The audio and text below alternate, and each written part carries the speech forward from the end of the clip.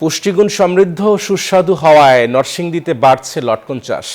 দেশি এই ফলের বাণিজ্যিক উৎপাদনও হয় এখানে বেশি। এখানকার লটকন দেশের গণ্ডি পেরিয়ে রপ্তানি হচ্ছে বিশ্বের বিভিন্ন দেশে। এবছর লটকনের বাম্পার ফলন হয়েছে এবং ভালো দামে বিক্রি হচ্ছে বলে জানান বাগান মালিকরা। নরসিংদী থেকে হৃদয় খানের পাঠানো তথ্যচিত্রে একটি ডেস্ক রিপোর্ট।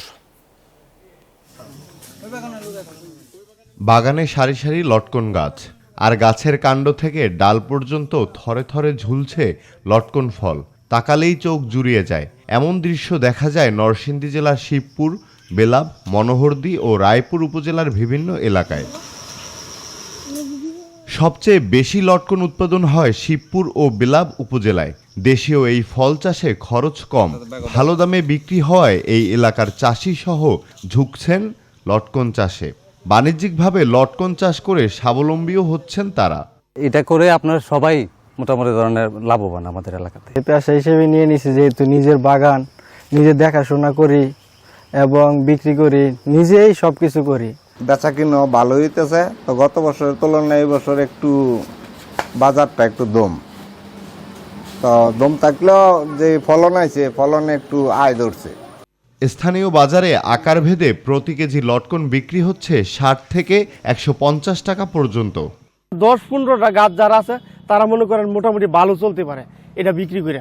এইবারও 6 লক্ষ টাকার মাল কিনছি, প্রায় 16-17 বাজার করছি, অর্ধেক টাকা চলে আসছে। 15-20 লাখ টাকার মতো বাগান কিনছি।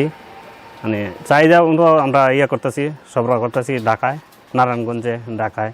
লটকনের চাষ বাড়াতে চাষিদের সব ধরনের সহযোগিতা ও পরামর্শ দেওয়ার কথা জানান স্থানীয় কৃষি সম্প্রসারণ অধিদপ্তর। আমাদের উপজেলা কৃষি অফিসার, কৃষি সম্প্রসারণ অফিসার এবং উপসহকারী কৃষি কর্মকর্তা যারা বিভিন্ন ইউনিয়নে কর্মরত, তারা এই লটকন বাগানগুলো প্রতিনিয়ত পরিদর্শন করে তাদের কৃষকদের পরামর্শ দিচ্ছে বা বিভিন্ন ট্রেনিংয়ের আয়োজন করে কৃষকদেরকে কিভাবে আধুনিক এবং উন্নত মানের লটকন উৎপাদন করবে সেই বিষয়ে তাদেরকে প্রশিক্ষণ দিয়ে যাচ্ছে এবং পরামর্শ দিচ্ছে। এবছর নরসিংদী জেলায় 1690 হেক্টর জমিতে লটকন চাষ হয়েছে। Desk report, news 24।